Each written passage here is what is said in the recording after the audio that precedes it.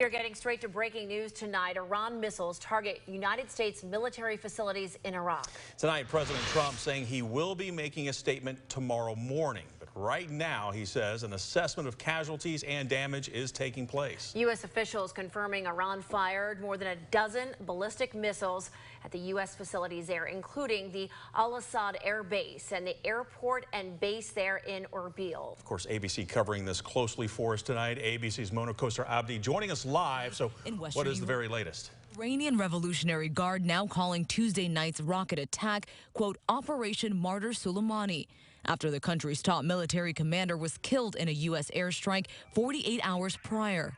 President Trump received a briefing of the situation, meeting with his national security team in the Situation Room. Just hours before in the White House, Trump defended his ordered airstrike against Soleimani. He's been called a monster, and he was a monster. And he's no longer a monster. He's dead. His defense chief, Mark Esper, also stating Soleimani was plotting to kill American soldiers and diplomats.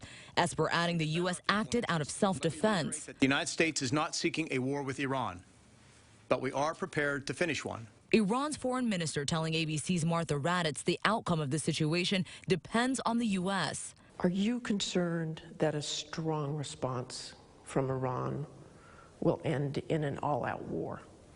It depends on the United States. The United States took an act of war against Iran.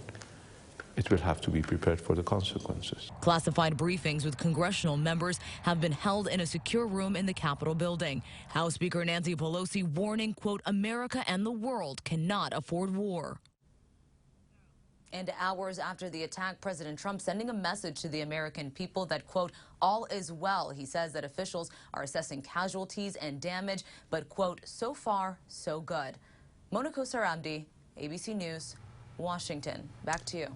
All right, and Tennessee lawmakers, we should note, responding to tonight's attacks. Representative Chuck Fleischman saying, quote, I'm closely monitoring the situation in Iraq where Iran has fired multiple missiles at U.S. Air Force bases. I condemn this provocative attack, and my thoughts are with our service members in the region as we wait to learn more about the extent of the damage. And Representative Tim Burchett saying, quote, like many Americans and members of Congress, I do not want another war in the Middle East, but Iran needs to know we will defend our troops, personnel, and facilities at home and overseas in the face of any aggression. Iran's decision to continue attacking Americans is the wrong one, end quote.